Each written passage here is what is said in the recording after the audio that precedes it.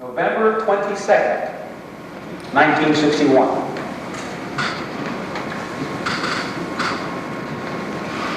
Now, I think that's a very important story. It's a very important baseline. The isolation of the president, and some of the vitriol you can see in NSC meetings. An argument that Lemnitzer, the chairman of the Joint Chiefs, and Kennedy had over Cuba in one of those very meetings on Vietnam. They point out the feeling, the animosity that had built up. But it also makes it very clear, if Kennedy was not willing to do it, given the arguments that he was given, there wasn't any chance in everyone do it and no one would bother to ask him again. Now, what happens as a result of this new American aid package, in addition to manned advisors, airplanes and so on, is a much larger ground intelligence capability than we've had up to that point. MACV, the Military Assistance Command of Vietnam, was created. And this man here, General Paul D. Harkins, who became the first commander. His replacement would be General Westmoreland, who is probably more of a household name. But General Harkins was the first MACV commander, and he took command in early 1962, February 8th, as a matter of fact. In any event, MACV had a much larger ground intelligence effort than we had at this point. And they spent a long time, Harkin's intelligence staff did, trying to figure out what the threat was. I mean, after all, that's what you need to know. What is the nature and the size of the threat? Once you know that, you can marshal and allocate the national resources that are going to be laid out to meet the national objective. Well, something funny happened after about 6 weeks of looking at the problem. In fact, they brought the very best people they could out of the Pentagon, out of Honolulu, out of the Army intelligence effort there. They brought a couple of people from there. They augmented the new MACV staff with the very best order of battle experts we had to do this initial study of the enemy. And what happened was they discovered that the Viet Cong were much larger than they had thought. And the size of the enemy was about 3 times to where the South Vietnamese Army could cope.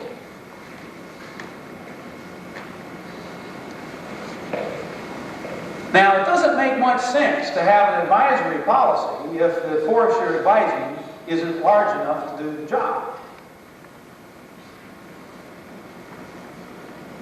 So what this intelligence meant, if it were allowed to go back to Washington, D.C., was that there were really 2 U.S. options. Kennedy's advisory approach was not an option. Either we withdrew completely, or we sent in American ground combat. Those were the only 2 viable options. Oh, that's really what the intelligence meant. The only thing is, everyone knew what the answer was to the first alternative. The second one. Ground American combat division was a no. Kennedy wasn't going to do that. So the long and short of it is that what the intelligence meant was withdrawal.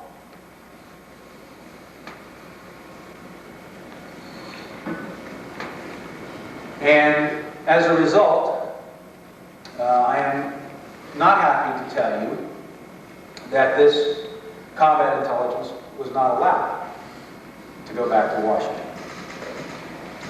at least officially. Now, what happened was, and what made it awkward, also McNamara, as the point man now for President Kennedy, would travel out to Honolulu and to Harkin's headquarters in MACV in Vietnam, sometimes once a month, during 62, to check on the progress of the president's policy. And when he went out to these meetings, this picture of what was really going on was hidden from McNamara. And in fact, it became worse and worse. And in its place, a story of unadulterated progress was erected and delivered to Kennedy through McNamara by Harkin's staff. I'm going to talk how many people saw the CBS reports, The Uncounted Enemy, that Westmoreland sued over? Really, that few? CBS went to press, I think, with with material that was very, very damaging to General Westmoreland. But I think what happened here in the early years is much worse than what they went to press with. I did hear that Dan Rather, immediately upon hearing about my book, asked for a copy to be sent over. Because in a sense, it vindicates the work that CBS did on the Westmoreland years. There's only one problem. It might tie back into the assassination. Of course, you all know Dan Rather's position on that, so I don't expect to see him follow up.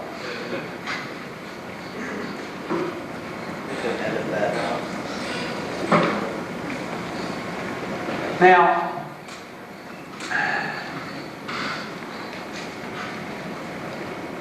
the reason that I know that the intelligence coming out of Saigon was doctored and a false story put in its place is because the people who did it told me they did. Okay, I happened to interview all of the living people, all those still alive, who were assigned to, or went out to augment MACV's first intelligence operations in 1962. And there are 6 that are officers that are still alive. And in fact, one still working for the CIA in a part-time capacity. But if you saw the CBS special, you saw him, George Allen, on tape. He was the CIA's top Vietnam analyst during the Westmoreland years, the later years. But he was one of the ones that was sent out there. And he was among the 6 people that gave me the interviews for what happened out there. And they told me they cut the figures from 40,000 to about 15,000 of Viet Cong. Told me what happened to the reports on infiltration. Told me what happened to all the statistics that they had put together. How lousy they felt. How the out-of-towners were kept under house arrest while McNamara King was briefing and went, so they couldn't go back to Washington and blow the whistle before he got back. The story goes on and on.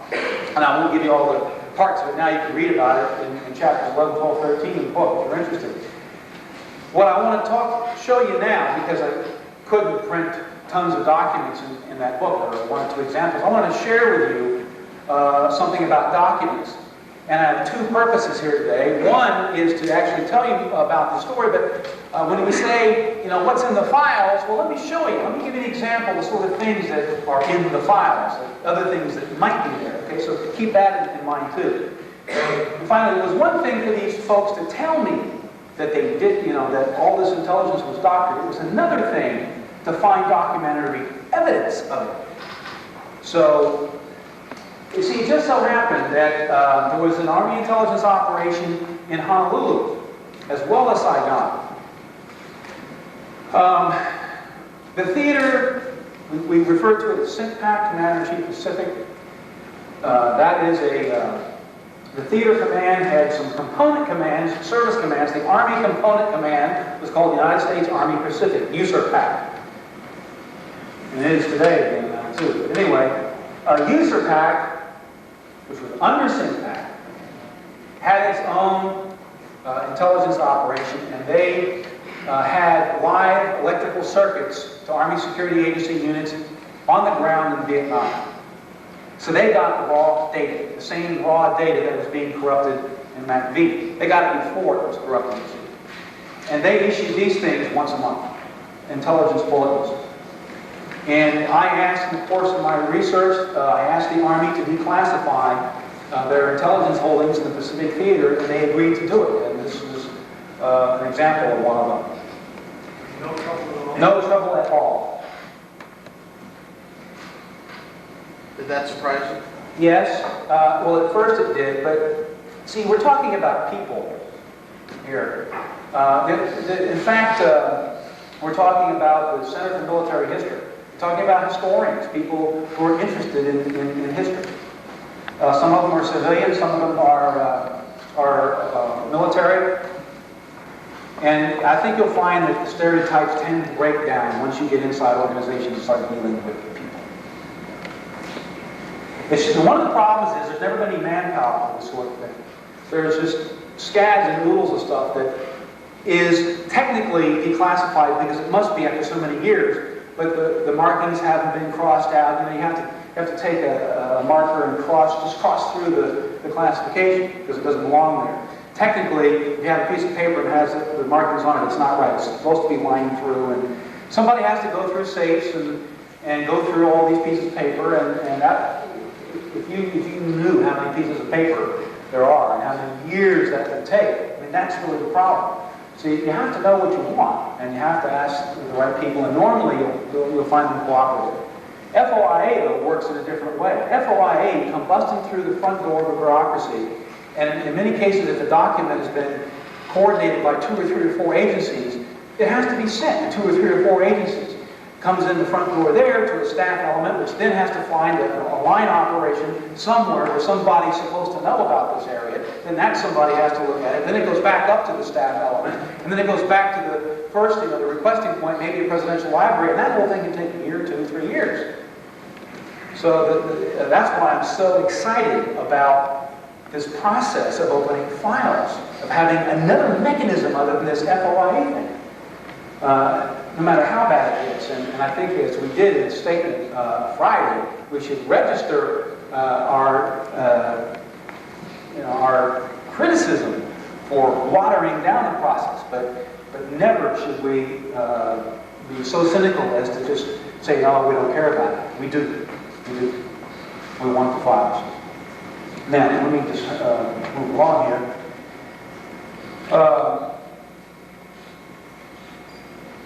See, this is the story that was being told in USERPAC. While McNamara was being told that we were winning the war, and the irony of it is a lot of these meetings were in Honolulu, in Admiral Felt's office, and in another building, not a stone's throw away, there's an analyst writing this: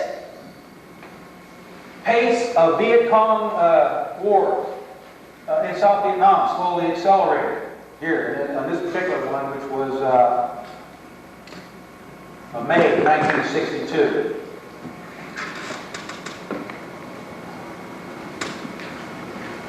Communist Viet Cong violence continues unabated. During March, the Viet Cong launched an all-time high of 1,161 armed attacks. Blah, blah, blah, blah. I can imagine if this is what they told McNamara. Can you imagine this being the lead item in the McNamara briefing? Good morning, Mr. Secretary. Enemy is pressing hard on the shaky South Vietnamese government. That's not what happened. He was told, great and wonderful things. I'll have an example of that in a second.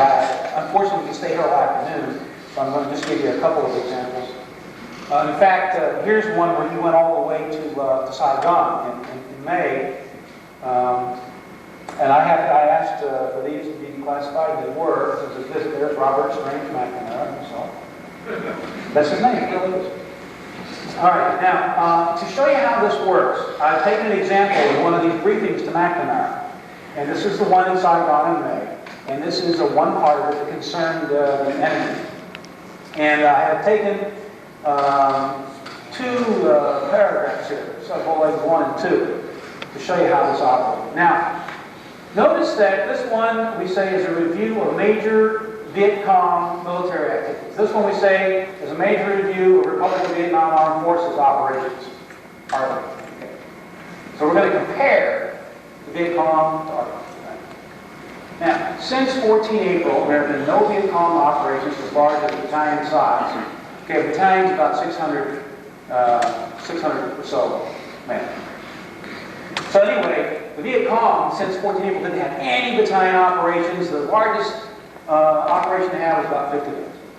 Now, Since 21 March, there have been over 40 operations of Italian or larger size.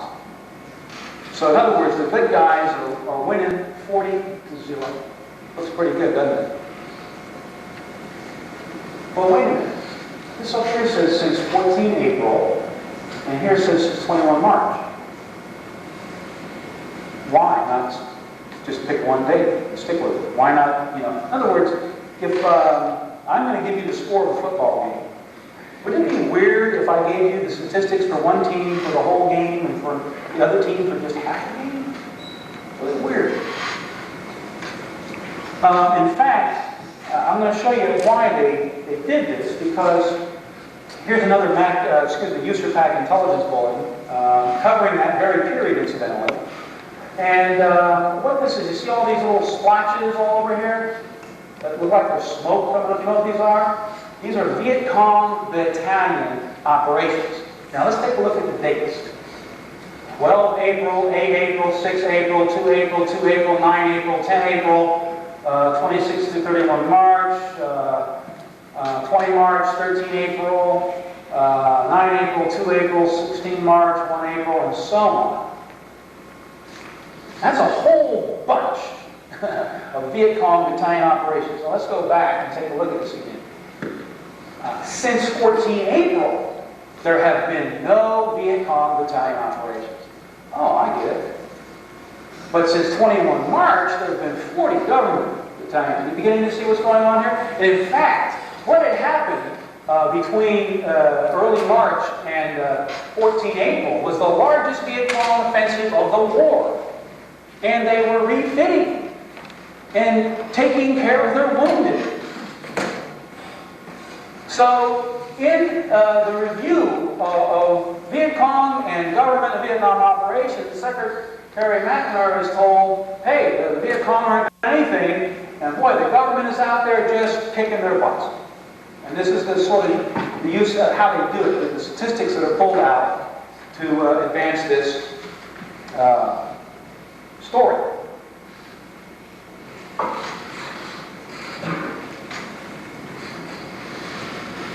Here is a map, incidentally, that McNamara was shown.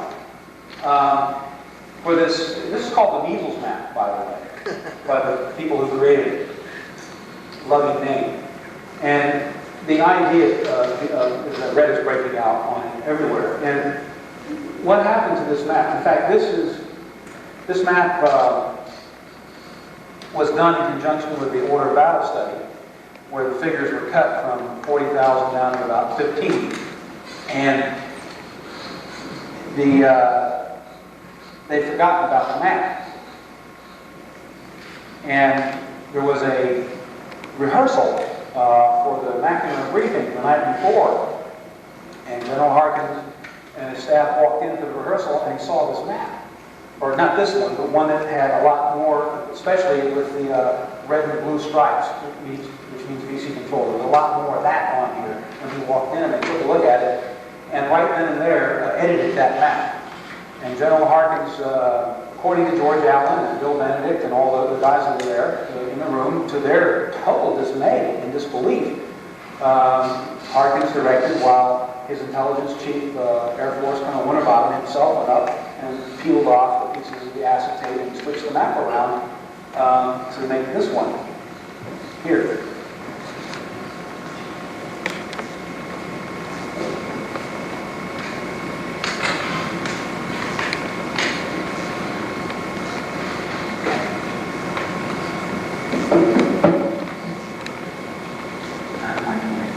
Not very good. All right. Now, let me just take that off for a second. This lie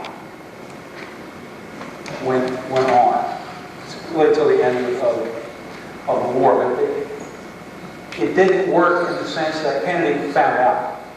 They didn't find out until perhaps late 1962 or early 1963, and I can't really be sure of an exact date.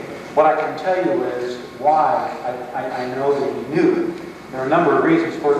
Number one, CIA began to impugn the statistics coming out of 1980 by the end of the year.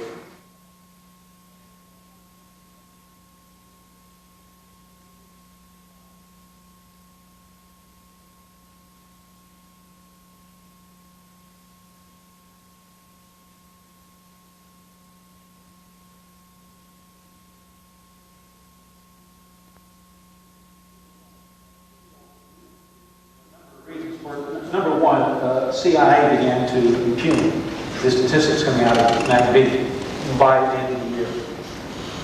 And Hillsman's intelligence operation in the State Department, called ION, they also began to impugn these statistics. And Mike Forstall over in the National Security Council also began to take exception. There were a number of people who began to argue this. In addition to that, some of the military officers involved had come back to Washington and blown the whistle, or tried to.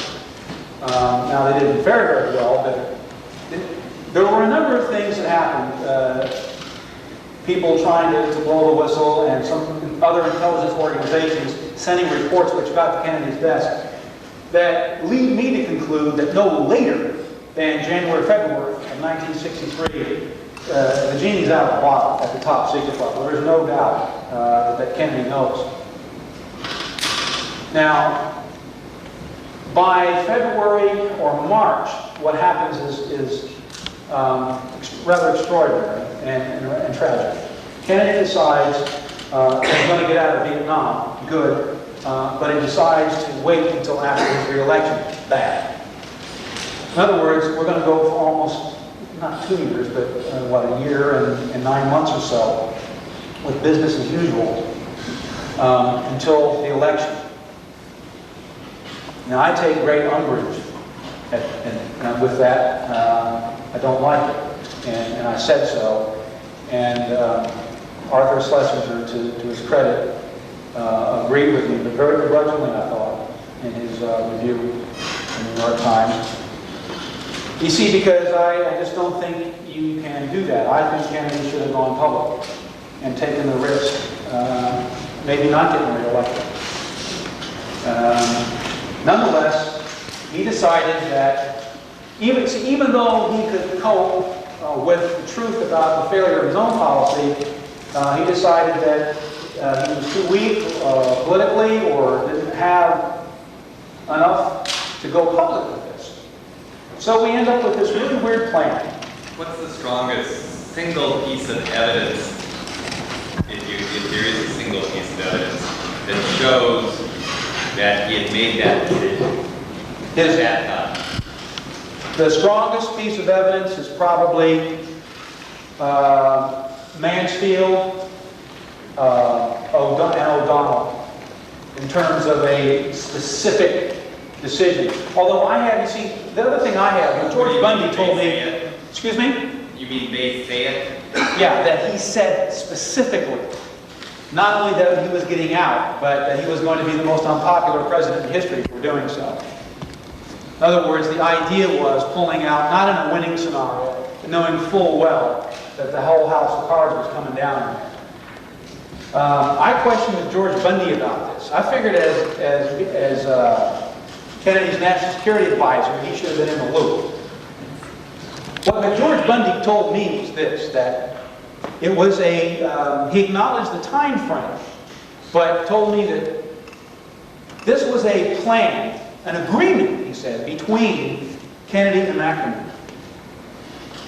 And what it involved beyond what they said about it, which was very little, no one else knew.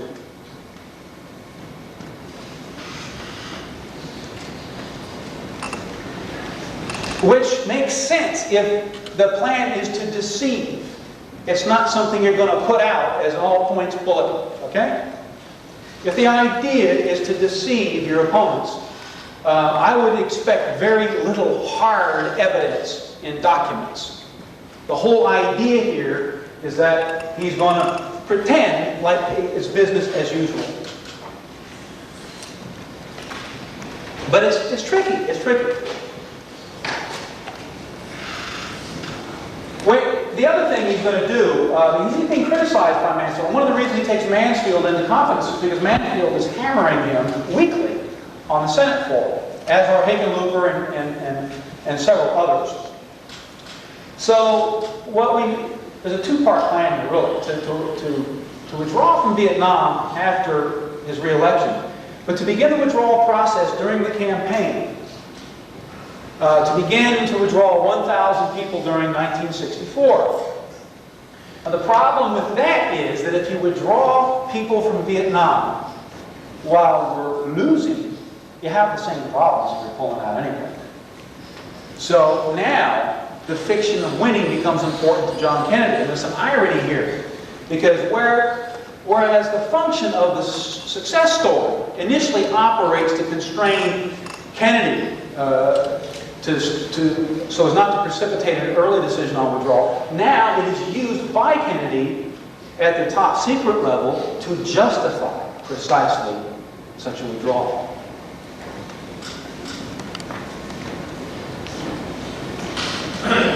And that's tricky. I mean, it's tricky, but what I mean is risky. It depends on a lot of things. And one thing that Kennedy and or McNamara had not taken into account was what happened that summer, which was the complete collapse of the regime in Southeast Asia. Anything new, Diem's regime was terribly corrupt. But a simple little thing that started, the Buddhists wanted to fly their flags like the Catholics too, and the regime said no. And so they protested, and shots were fired, people were killed. And instead of backing off and mending the fence, the Diem regime dug in its heels, and the thing festered. And Americans were treated to this sort of picture at dinner time and again. There were 8 or 9 of these things, well staged for the international media that summer. And it leads directly to coup planning in Saigon, aided and abetted from Washington, D.C., especially by Hilton and by Forrestal in the NSC, and eventually approved of by Kennedy himself. And it would take me a half an hour to go over the story of how that decision came.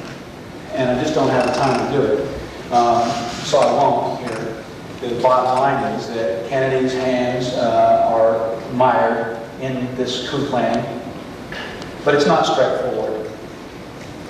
And the thing I want to mention about it is this. Some people, particularly advocates of intervention, have seized on Kennedy's complicity in coup planning as an argument that the flag was planted and that there was no backing away, that we were committed from that moment on. I don't buy that. In fact, the whole idea of our involvement, of encouraging the generals, was a signal of displeasure in Washington, of a desire not to become further embroiled.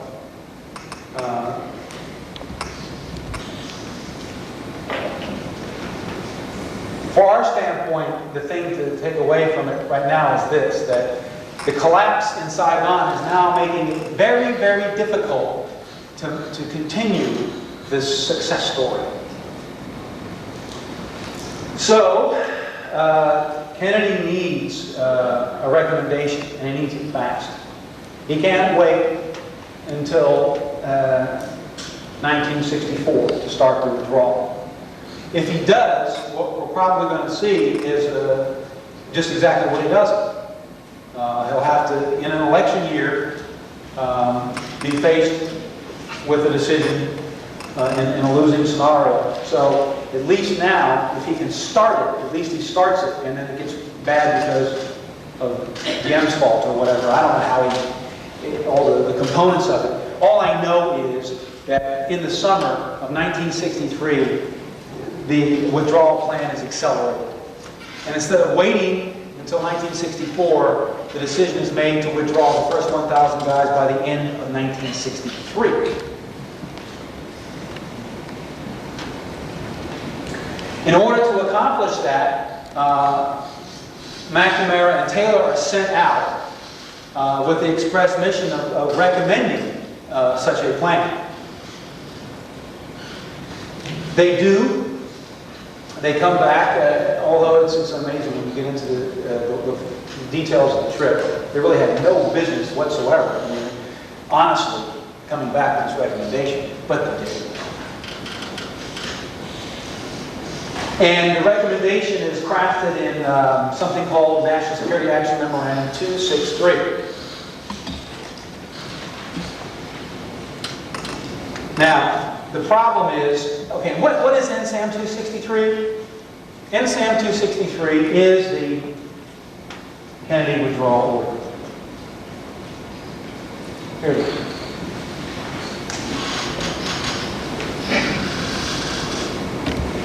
Okay, the meeting was on October 5th. The President listened to the recommendations of McNamara and Taylor after the trip.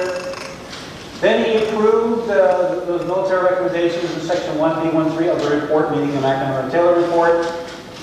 And here's the key portion of this document. But directed that no formal announcement be made of the implementation of plans to withdraw 1,000 military personnel by the end of 1963. This last paragraph here talks about a cable to Saigon number 534. It was just declassified last spring. We have it now. It's more coup planning, is what that refers to, that cable. It has been declassified. Anyway, this is the operative portion of NSAM 263. It makes, what this document tells us is that Kennedy implemented the first part of the withdrawal plan, i.e. 1,000 people out by the end of the year. And these recommendations in Section 1B, paragraph 1-3, contain the schedule, the plans to turn over all responsibility for the war to the South Vietnamese by 1965. So really, this is it. I mean, it's very clear. Now, he may have changed his mind and not gone through. He may not, in other words, had he lived, yes, maybe he would have canceled or changed or whatever. The fact of the matter is, he did order the first 1,000 guys out and approved recommendations to bring everybody out by 65. That's just an historical fact. What's the date, John? Well, the date on the document itself is October 11th, but it's very clear when the meeting took place. The meeting was a National Security Council meeting on the 5th of October. 1963. Now, I worried that maybe I just couldn't read English, or maybe somebody who wrote the words here didn't understand what they were writing. Because really, this is the only thing we've had. I mean, we've had this for some years now. 1976 was when it was declassified.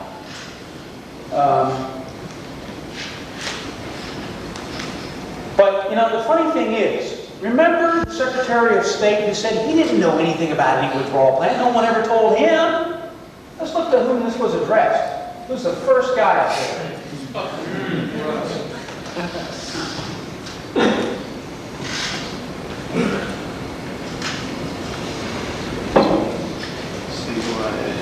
Now, last spring, there was another big declassification of documents by the State Department.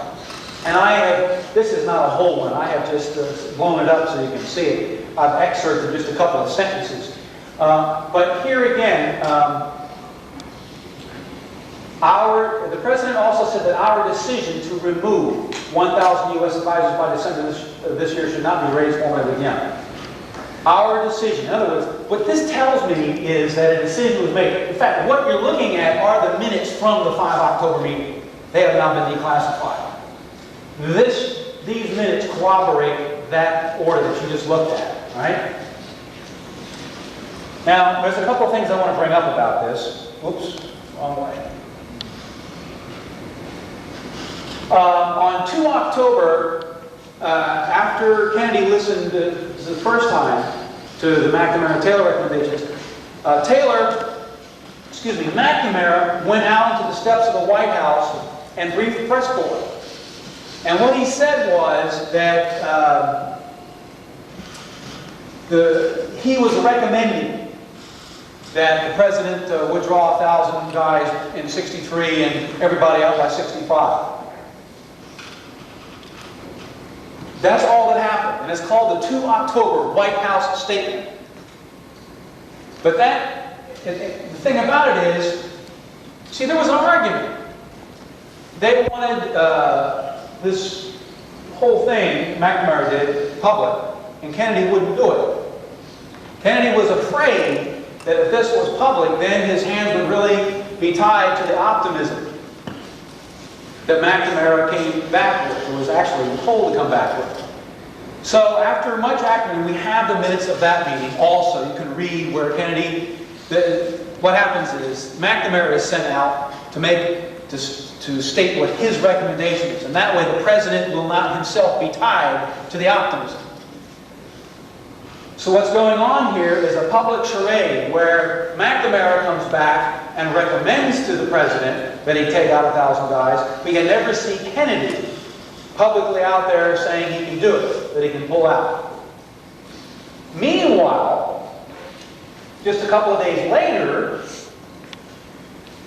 Kennedy implements on the 5th, actually makes a decision. This the public is never told about. Now, in case you were wondering, it continues to operate that way. Here is an excerpt I took out of his next press conference where Vietnam comes up on 31 October. Again, this is 3 weeks after the decision's been made. And he says, if we are able to do that, talking about 1,000 guys coming out, okay? If we could do that, the first contingent would be so many. So publicly, there's no decision. Oh, if we can pull out. Okay? At the top, that's an unclassified. Whoops. Why is this going forward when I'm asking you to go backwards?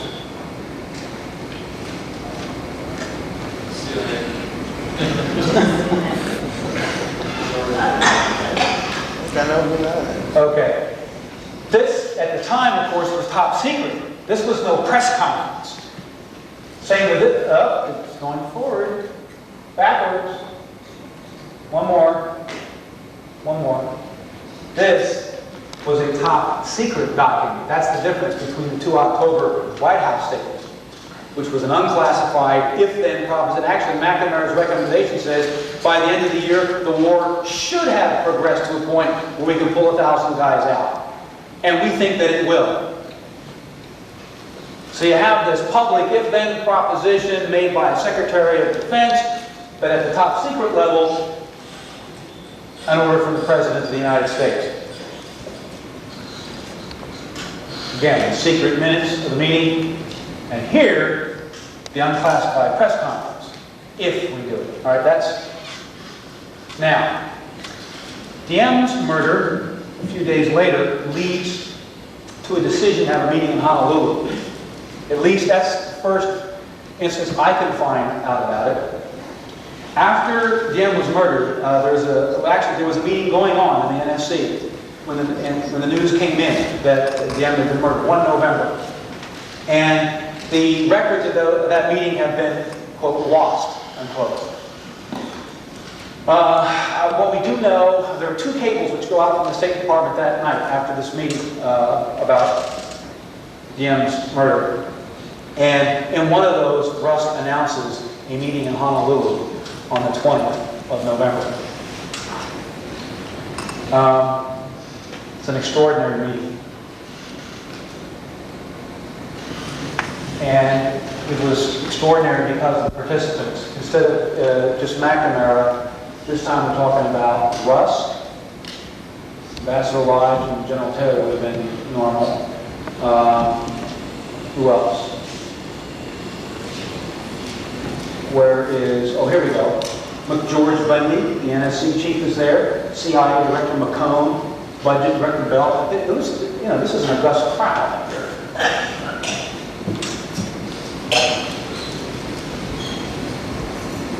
They show up at Honolulu 2 days before the assassination.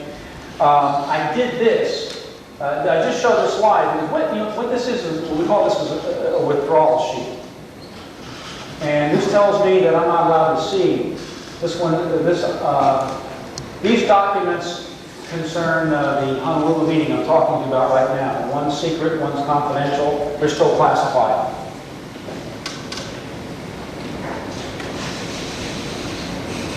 And there are many more. This is just one example. There is a lot of stuff still classified about this Honolulu meeting. Why? Good question. Good question. Well, let's talk about what we do know about Honolulu, and then maybe that will become clear. I found the briefing book the Honolulu briefing book up in the Kennedy Library. It was all out of order. It took me 3 days to put it back in order. It's about this thick. And buried way back in the back, in the tab enclosure, was this thing. And it was entitled The 1,000 Man Withdrawal. An extraordinary document. We learned a lot of things about the history of the withdrawal plan. Actually, that it was cast in concrete back in May of '63. Which gets a little bit to your question, sir. You asked what hard evidence, but I was talking February, March, and making a guess in proximity to the CIA reporting and State Department reporting that was contradicting McVie.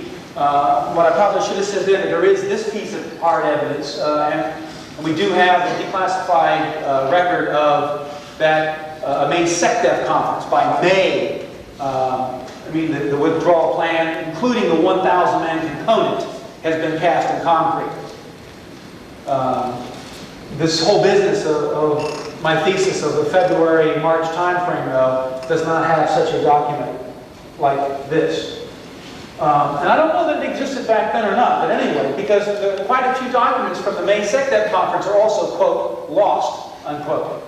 And I talked about this at our press conference on Friday, how there's this black hole of missing documents that have been destroyed over the last months of Kennedy's life about Vietnam. That's part of the problem here.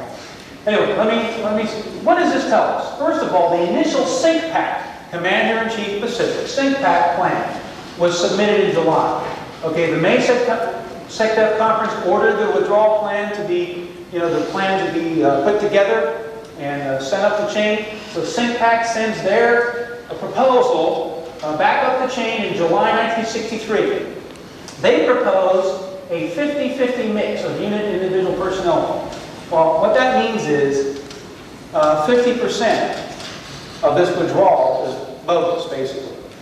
In other words, people can just, who are sick and or for some reason taken out of the theater, just not replaced. But they could be replaced later if you want. So the 50% that's going to be in real units, real billets, real jobs, that is a real withdrawal. But in October, McVie recommended to change this to 30% units and 70% individuals. Now, none of this stuff has been approved by McNamara or Kennedy. And what's going on here is a progressive watering down of this 1,000-man withdrawal. Not only that, they're changing what sort of units are going to be withdrawn. And these columns here, no, you can't read, it doesn't matter. This column here is the initial plan, and this is the, quote, approved plan. In other words, by November 20th, 1963, somebody has approved this plan. That somebody is General Taylor, the chairman of the Joint Chiefs of Staff. McNamara is being briefed for the first time in Honolulu with this. And therefore, these holes here would indicate what units have been deleted. What units had been in the initial withdrawal plan, but are now no longer going to be withdrawn. And the type of units they are machine gun platoons, the herbicidal aircraft, the air defense aircraft, the reconnaissance aircraft, all this stuff that was going to be withdrawn from Vietnam is no longer going to be withdrawn. And in fact, the only thing left in the withdrawal really is a couple of MP platoons and some civic action medic teams. And only really 300 in units. So that in essence, a plan originated by the President back earlier in the year to withdraw 1,000 men from Vietnam ends up being really an accounting exercise that can be handled by a personnel clerk somewhere. Now, that's one thing that I found out about Honolulu. The other thing was when I interviewed the participants, William Colby was there, George Bundy was there. What happened at this conference was the military, or McVie, told the truth, really, for the first time about how bad the war was going. They said that the situation was critical, especially in the southern Delta area where most of Vietnam's population resided. Now, it's funny that, let's review the bidding here. The military and the civilians told Kennedy the war was going so bad that he had to send in several U.S. combat divisions to save the day. Okay? That is November. Even you can find that argument goes up to December 1961. At the first conference that MacBee attends, first Secretary of Defense conference MacBee attends in February 1962, we're winning the war. We haven't sent any ground divisions in. There's a sudden reversal to this optimism. I showed you some of the documents. I call this the optimistic interlude.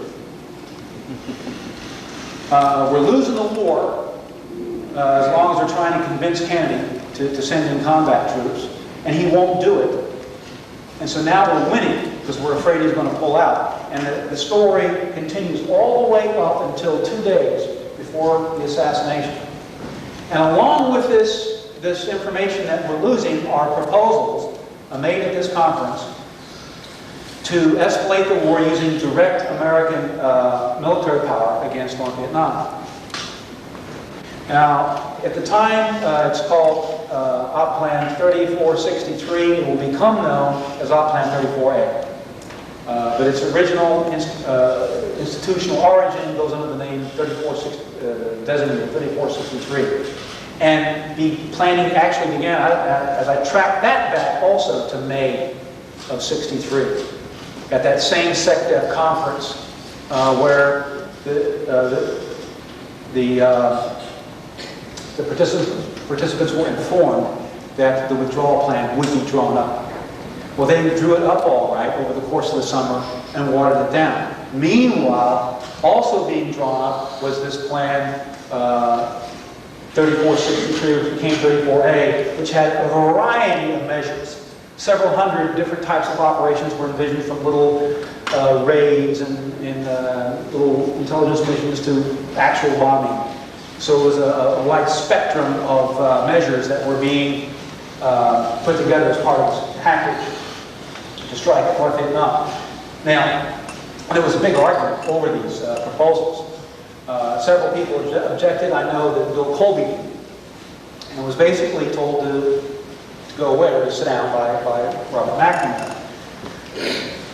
Now, majority, and the other thing that they decided to do as a result of this new developments, the war had turned sour, and the Joint Chiefs' recommendation, the McNamara's recommendation was to hit at North Vietnam, was a new ensign was going to be put together for Kennedy to sign.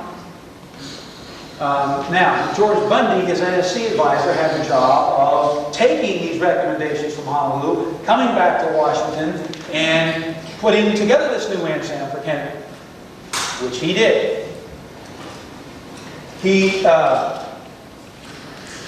What he did, however, was to put in a constraining clause in the paragraph that pertained to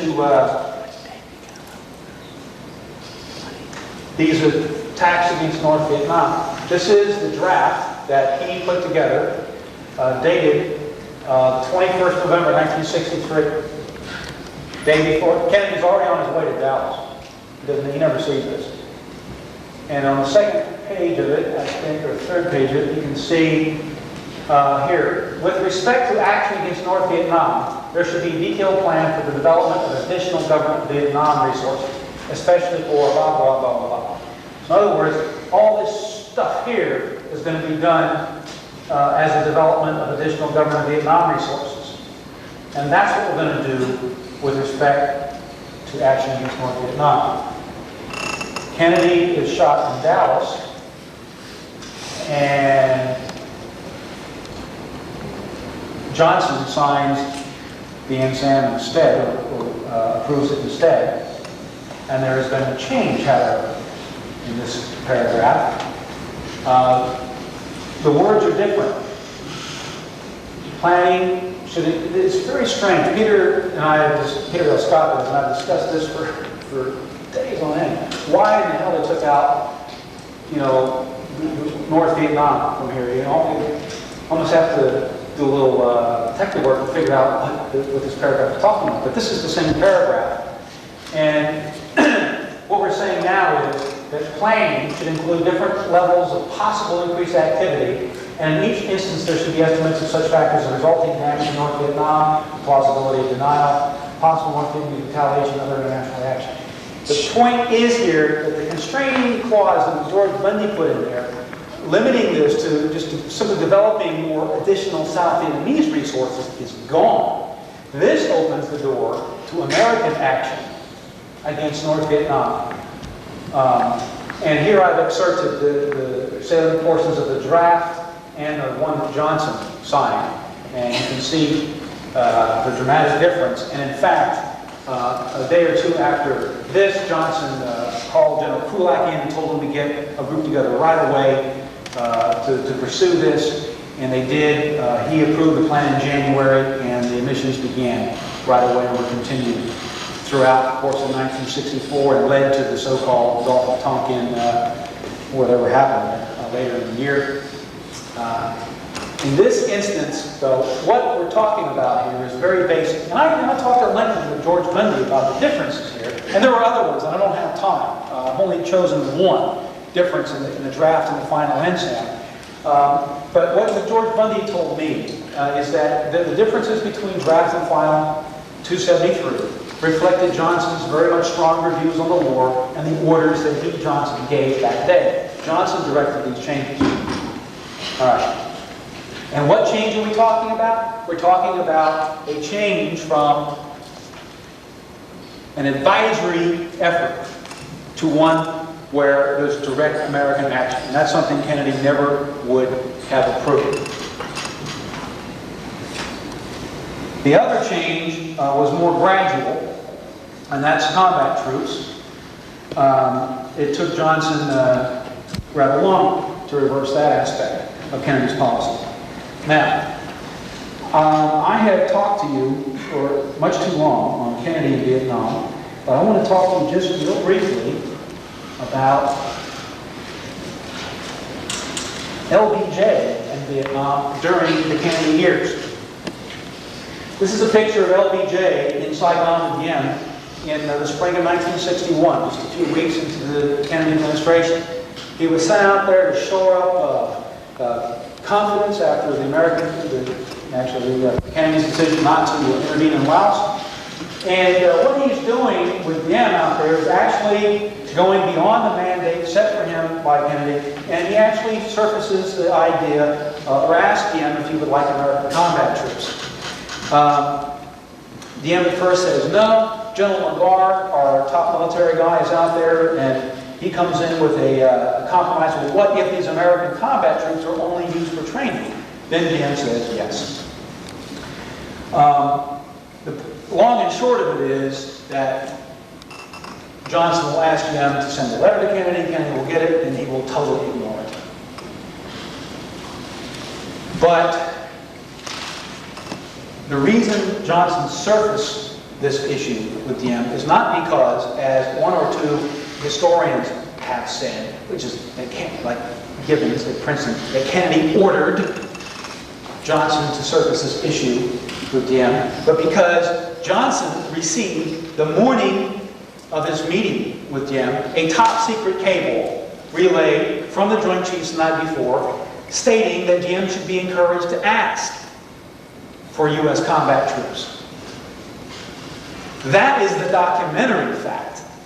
These people who say, like Cahan, George Cahan, who used to run around campuses in the 60s urging escalation in Vietnam, now says he and Gibbons and others said that Kennedy ordered Johnson to go out there and do that. There is no proof of that at all. There's nothing I could find.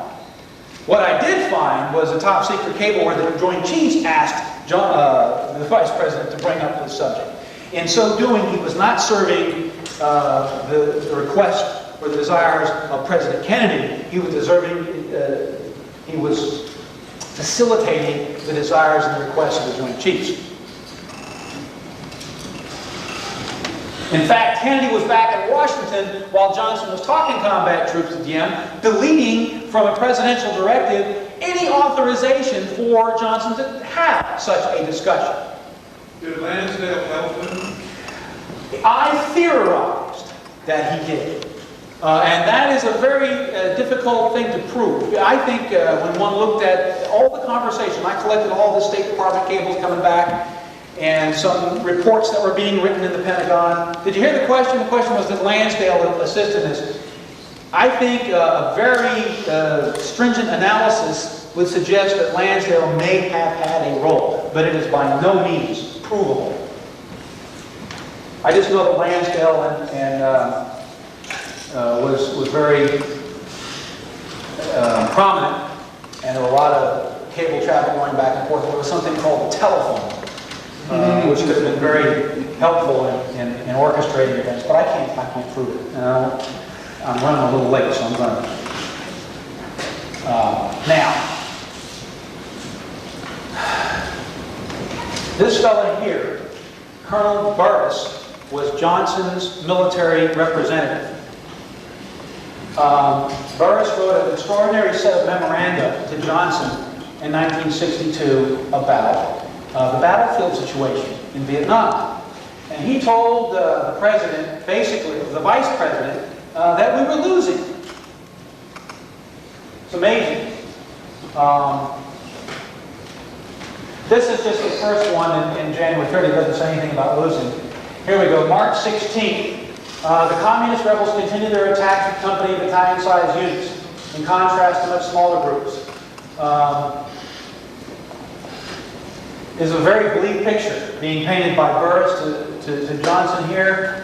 Here's a better one. Viet Cong activities being intensified on an increasingly broader spectrum. In the face of this increased activity, South Vietnam statistics in one area in particular are somewhat alarming. Desertions from the regular forces have increased to 1,000 a month.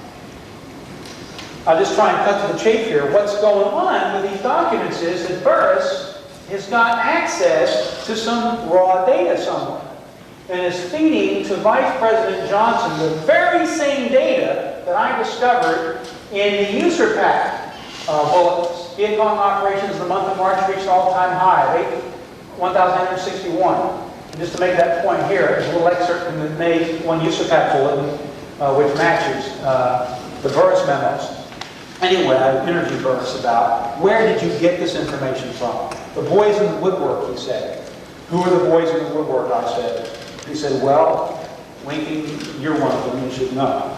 So he never did. He said later on, McCone put a stop to what I was getting from the boys in the woodwork. Of course, McCone at the time was CIA director. So my assumption is that he was able to get access to the USERPAC bulletins or some other version of them. And so Vice President Johnson, while Kennedy and McNamara were being lied to systematically about the state of the battlefield, was being provided with not just the concept that we were losing, but with the very statistical indices which underlay that failure on the battlefield. And I find it objectionable and startling that in anything, any major foreign policy issue, that the Vice President should be briefed differently than the President, but especially one where the lives of soldiers on the battlefield are at stake. Any indication is that this information is coming from the CIA? Well, yes, you can take that implication if that's what the boys in the woodwork mean. I know that he probably didn't want me to include the boys in the woodwork, but when I went back to my notes, and if I deleted boys in the woodwork everywhere where they were, there would be all these holes everywhere, because the boys in the woodwork were so prominent. And that would include some passages pertaining to the May 1961 visit, which you just don't have time to go into. Somebody was rehearsing Burris and telling him what he could and could not say to his boss, the Vice President. Very strange. If he's saying you were one of them, maybe talking military intelligence. Could be. Could be. Anyway, I searched as I may for any indication that Johnson told Kennedy what was happening. And there is none at all. And in fact, what he does say in his own memoir, if you read his book, Vantage Point, talks only about, we were winning the war. And here are the same men advising him to send in combat troops as they did advise Kennedy. He had an argument with Goldwater over that, said he would never send American boys to Asia. And of course, well, here he is announcing the Gulf of Tonkin crisis, signing the resolution, and talking to his advisors in May of '65 after intervening. Now, I have just one closing set of remarks to make. I want to try and step back and talk about what I think this means on a much more fundamental level here. See, Kennedy's own public duplicity on the issue of intervention has made it all too easy for the Johnson apologists to seize on them as proof of JFK to send in combat troops. The Kennedy apologists, on the other hand, who ignore Kennedy's public statements, they're not helpful, they subvert the truth too. The fact is that Kennedy, time and again, made statements that were anti-withdrawal, while at the top secret level proceeded with a withdrawal plan. However high or noble he thought his larger purpose was, in carrying out such a duplicity, he besmirched his own reputation and that of the office that he held. The real question posed by this Janus-like nature of Kennedy's public and his private comments go to the core of the American political system. What is legitimate national interest? Who shall decide it? When is it permissible for the President to mislead the public about his intent with respect to war or with respect to anything? Is there a higher end which justifies such a means? If one president can deceive to get out of a war that he helped to get into, cannot another president deceive to get into one? And that's precisely what happened to wit Johnson's promises in the campaign of 1964. You see, what was going on here is that Kennedy's problem is how to disguise a withdrawal, and Johnson's problem is how to disguise an intervention. The questions posed by the behavior of both presidents, Kennedy and Johnson, go beyond the Vietnam War and strike at the very heart of our political institutions and Western moral and ethical tradition. In order to exercise our duties as informed citizens, we have to know what it is that we're voting for. These things said, however, there's no escaping the truth about the tragedy of Dallas, Texas. That day, history indeed was changed. It was truly a fork in the road. And when the guns of Dallas fell silent, this nation was irreversibly propelled into the Dantean inferno of Vietnam. And this much and nothing less we must face, lest history be repeated again. Thank you very much, and I'll take your question.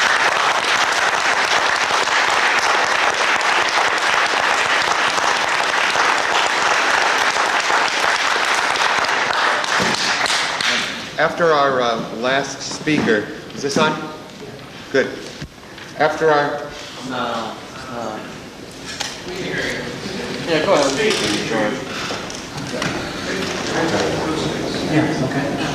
After our last speaker, at 6, this camera person will need a ride to the airport, so if there's anyone who will offer their good services to us and to this symposium to get into his plane, deeply appreciated. I'm going to take the first commentary and questions, John. The book by Peter Dale Scott, The War Conspiracy, establishes direct working links between the old China lobby, what could be called the Southeast Asian War Party, and the anti-Castro Cuban coalition. That is a kind of Southeast Asian Cuban access. Therefore, Kennedy's obvious decision to honor his no invasion of Cuba commitment and his apparent decision to withdraw from Vietnam, that is, two policy decisions opposed by the same people, for example, in the military, intelligence, and other groups, belonging to those three groups. His Caribbean, Latin American, and Pacific policy opposed by the same significant people. Do you find Scott's analysis credible? Yes. You do. Good. Thank you. I'm going to start up this way and come down this way. Yeah, John, you were staying pretty close to George Bundy, his activities in late November on after the assassination, and Sam 263, 273.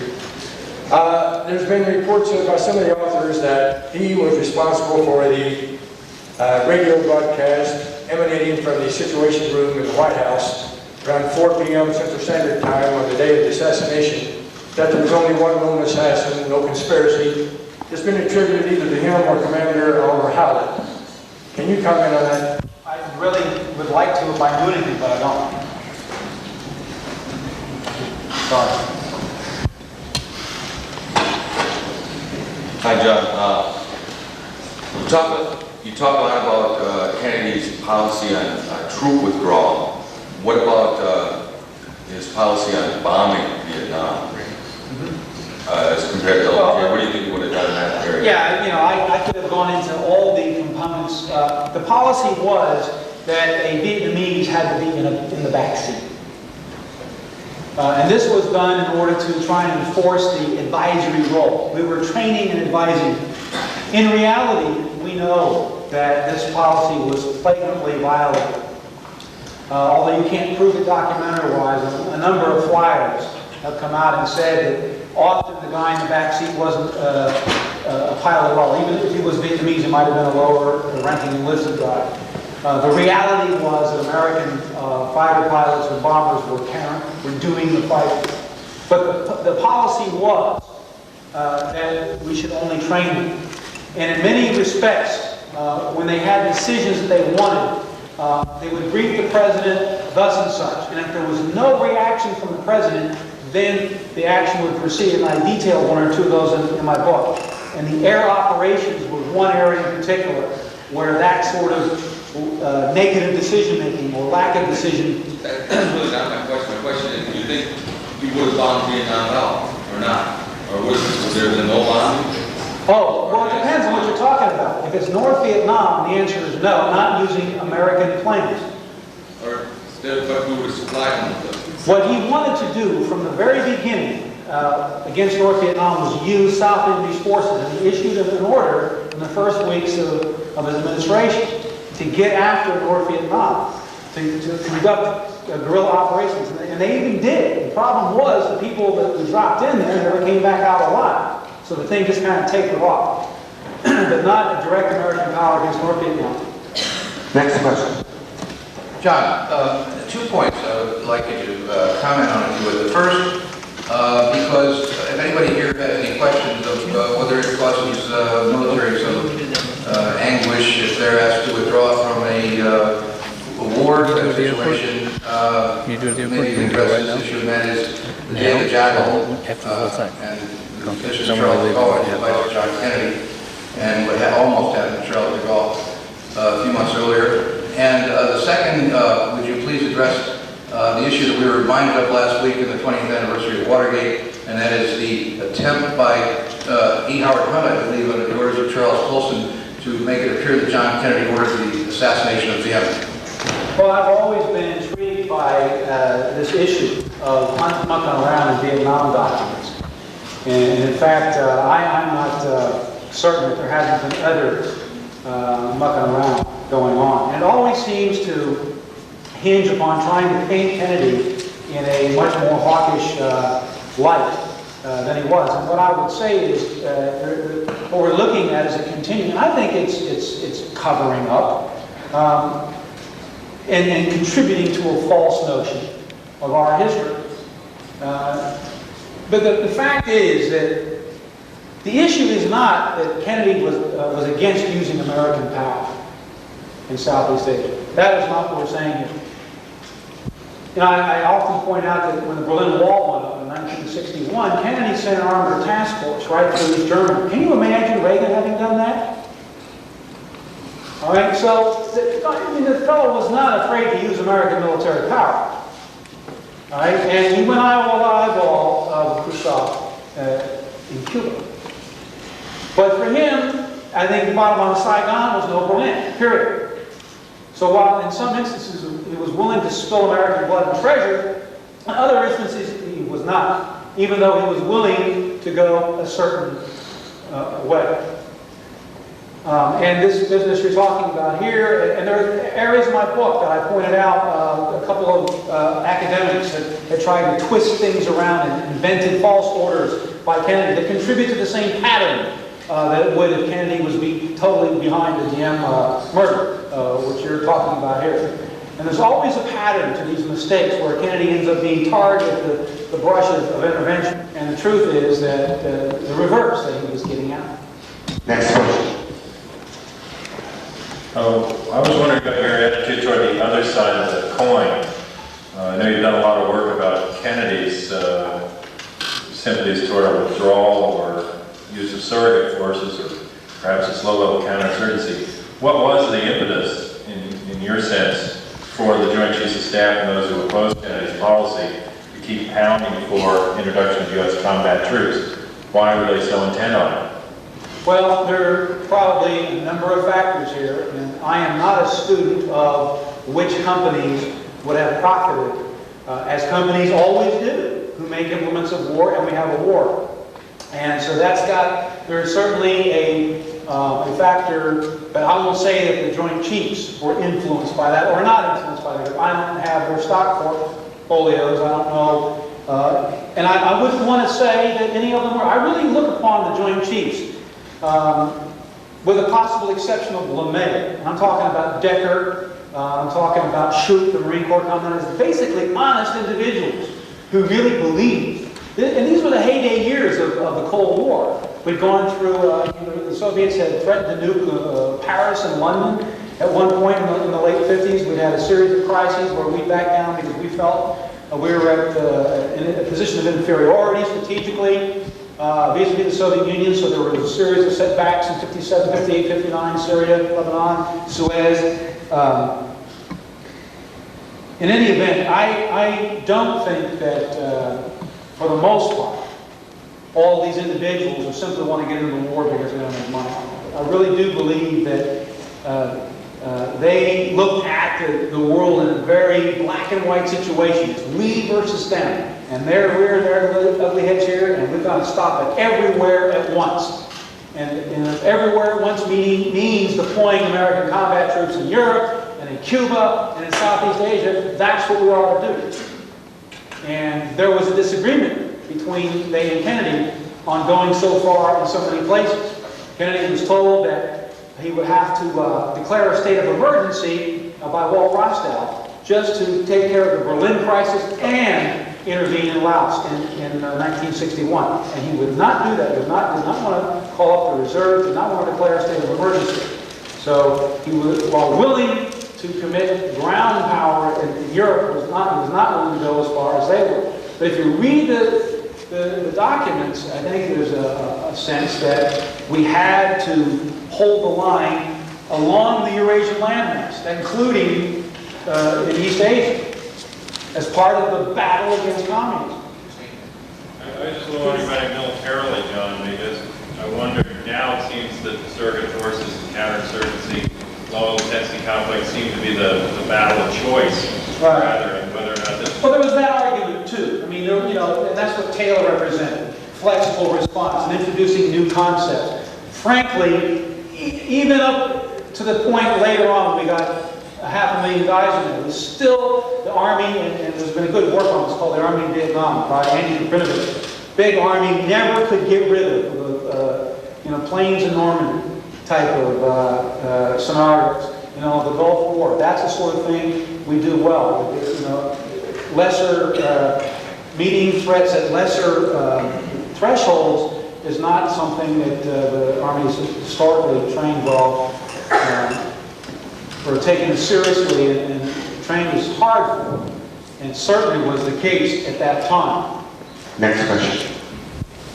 Yes, I'd like to get back to Lansdale, if I may. He was probably one of the most evil men who ever lived. He comes right out of jail at Thompson in California, and then goes into the OSS and begins to hang people upside down, dead by the heels and so on, in the Philippines, and so on. And he was was he not responsible for hiring Filipinos in the early days of the war, whether in Laos or elsewhere, to fight, or in Vietnam? Am I correct? Oh, I think there were a lot of, were there not Filipino medics and technical guys who worked on He had millions of machinery dollars that were given to him. that went into Laos with the A-teams. There were a number of them, I believe, yeah. He had millions of dollars to hire them. It's very much like Casey's hiring Argentinian mercenaries to fight the conflict. Now, when you interview, as I did, I interviewed the A teams, the special forces guys that were in the White Star teams in Laos, and they'd often talk about the Filipinos, that they were technical specialists who worked on machine equipment and that sort of thing. The only other thing that I'd like to add is this. Kennedy was considering Lansdale for ambassador, and did not, indeed did not appoint him. Then Lansdale retires in 1963. Was he forced to retire in 1963? Yeah, it was extended. LeMay helped him do that. He retires on the 1st of November 1963.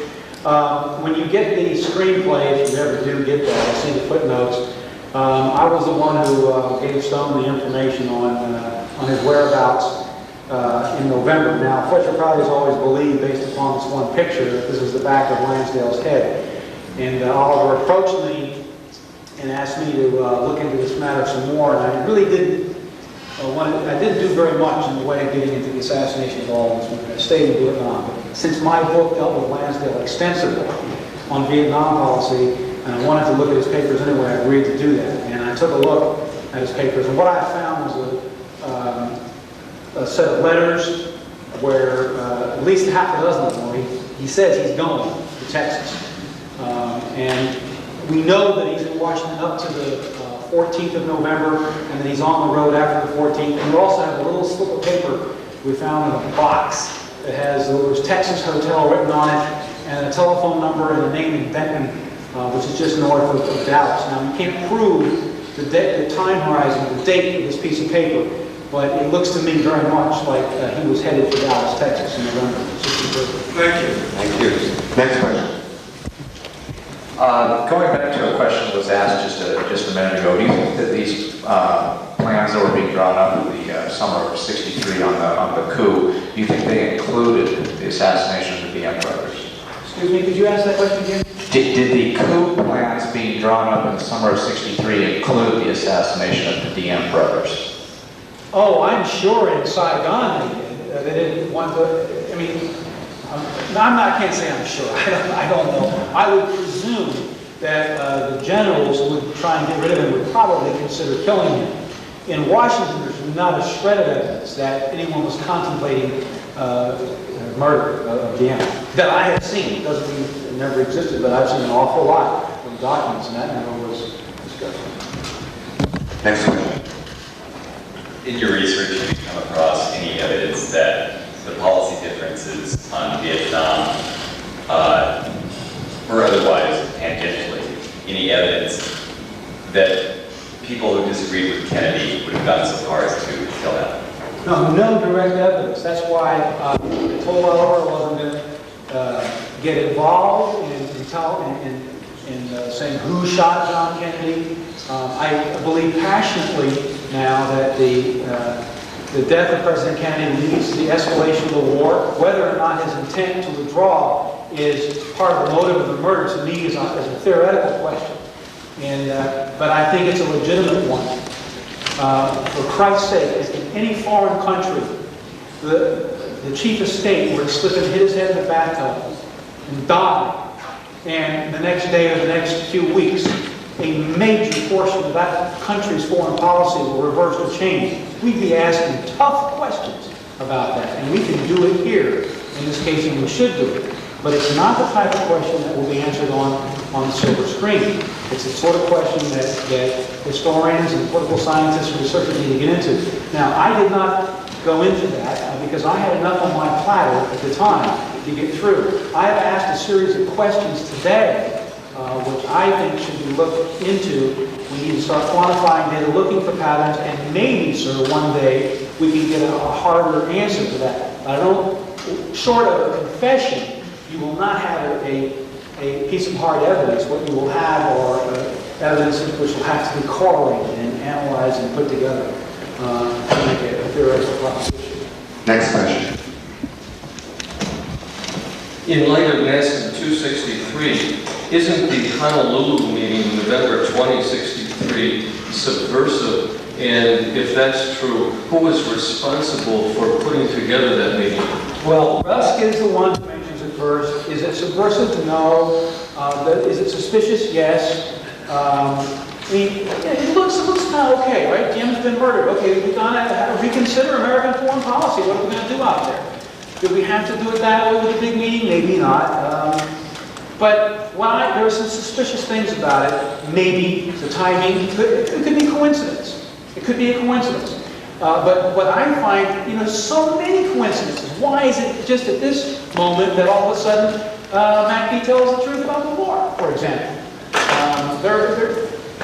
Why does this diluted 1,000-man withdrawal plan, why is it never mentioned except at JCS level or below until 2 days beforehand? Why is that Plan 3463 never surfaced to the Secretary of Defense until 2 days before the assassination? There are a number of things which alone could be ascribed to coincidence, but when you start stringing them together, 2, 3, 4, and 5 of these things, all together they have a nature which looks like something more than coincidence. Next question. After reading your book, I called up and interviewed General Victor Krulak and George Bundy. And I noticed that, I tried to phrase things carefully, but it became clear that they were very, very reluctant to talk about the Honolulu Conference, even though Bundy obviously taught you at some point. He was instantly amnesiac about the whole thing, as was Krulak. First thing he told me is he wasn't there. Right, and Krulak even denied going on the McNamara-Taylor mission, although he developed evidence contrary. Krulak didn't go. That's why he denied it. He was right. Pentagon. I understand that, but I'm saying he claimed, I should say, what he claimed was that he did go on that to me. But, yeah, but what I wanted to ask was this, and I asked Krulak for his characterization, and it was vague. I'm curious about McNamara's actual role and actual feelings and his whole approach to Vietnam, because although he, quote, accepted the mantle of point man, at the August 31st State Department meeting, he vociferously opposed Paul Katzenberg on Vietnam. Both McNamara and Johnson, and I guess Rusk jumped all over Katzenberg when they started talking about withdrawal. McNamara silenced Colby when Colby opposed Op Plan 3463, and McNamara was a happy warrior. Let me jump in. I get your question. Who is this guy McNamara? What are his views on the war, right? That's what we want to know. Well, in fact, an AP or a UPI guy called me to get for my views, because he was writing an article on all of this, and McNamara had given him an interview. And it was extraordinary because McNamara won't talk to anybody. Well, McNamara gave me a couple of sentences through his secretary, and I printed it in my book. But, he told this AP or UPI guy, he's not going to weigh in on this because historians have got it all wrong. And I am just baffled by that. He's the one that has all the keys, and he won't tell us until we figure it out. What do we have to be, telepathic? We have He needs to, I understand that he is probably full of grief. And that he is probably, gets very upset thinking about the whole subject. And I can sympathize with that. He must carry a very great burden. But at the same time, until he comes out of the closet and starts talking, our view is going to be hindered on some very, very important issues. And it's just not fair. It's not fair to this country that Robert McNamara should hold his tongue like this. Next question. Thank you. I'm at the disadvantage of having not read your book, but the question of de Gaulle, JFK's meeting with de Gaulle and the advice that he received possibly from General de Gaulle. I am aware of the numerous attempts on de Gaulle that he survived miraculously, something like 26 or more assassination attempts in a very narrow period of time.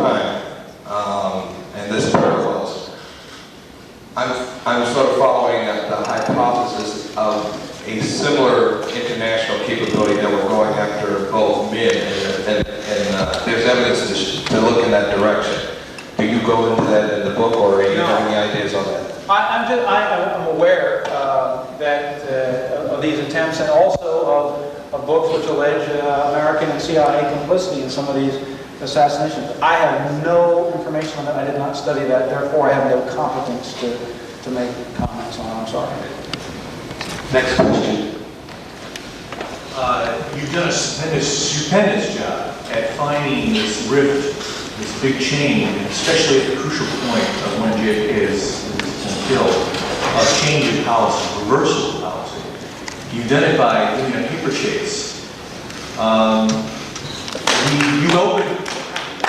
I agree.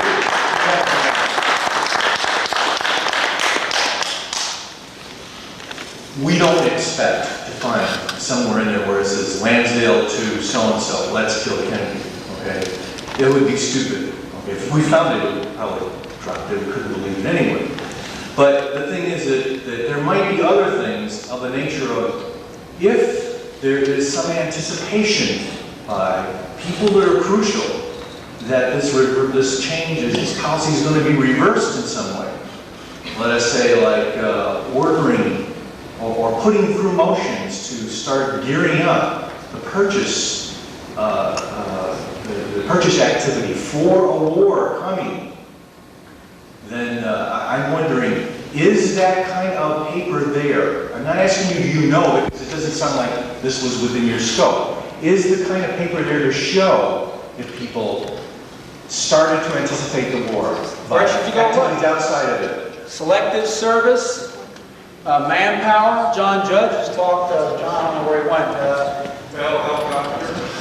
Yeah, well, you could go after that, I suppose. But I'd be more comfortable searching for government documents. I don't know what you can do in the way of getting at documents of companies. But there are natural places to look. Whether what you're going to find. I understand the company's part. What about the part of the military itself? Well, selective service system files would be a good place to start. Okay, that would indicate planning for manpower levels. The logistics side of the equation would be a really fruitful area to look at. John, there's been some work done in a couple of areas, and I'm interested in it, but I don't have the capabilities or facilities. But futures is a big. And I don't want to tip off some of the things that I sort of picked up, but could you kind of fill us in a little bit on yours and any suspicions you might have on it? Well, not the only thing. Okay, let me just say. First of all, I wouldn't want to harm any ongoing research. Second of all, let me just. But I will make some comments. Right? Lansdale, ONI. We've heard a lot about ONI, right? And Oliver kept talking Army intelligence, because there's an MI unit that was told to stand down in Dealey Plaza. So that's sort of a negative thing. I don't really understand that. But here, what I keep running across is something rather different. Now, let's talk about this intelligence game that I've been discussing here today. MACV J2, Air Force Colonel Winterbottom, and SIGPAC J2, which controlled what happened in Honolulu, was an Air Force, probably brigadier or colonel. And the DIA, the cap to the whole military intelligence system back in Washington, was run by the Air Force. And then Lansdale is an Air Force colonel to become general. And then Burris is an Air Force colonel. And so there's a lot of, I don't know, maybe that's not even worth looking into. But I'll just say that. John, next question from Jerry Pollock. This is kind of in another context, but I'm wondering whether you have an opinion on whether it fits in. There was a passage in Khrushchev Remembers that I've always been fascinated with, where Khrushchev claims that during the Cuban Missile Crisis, Bobby Kennedy told, I guess it was Newman at the UN, that basically Khrushchev was a message from John Kennedy, and basically Khrushchev was going to happen back down because conditions were such that this point between Kennedy and the Joint Chiefs of the military, that if he didn't take a strong stand and if he didn't prevail in this situation, it was no longer out of the question that there could be a military coup. Any thoughts about that? Yeah, I've heard about it.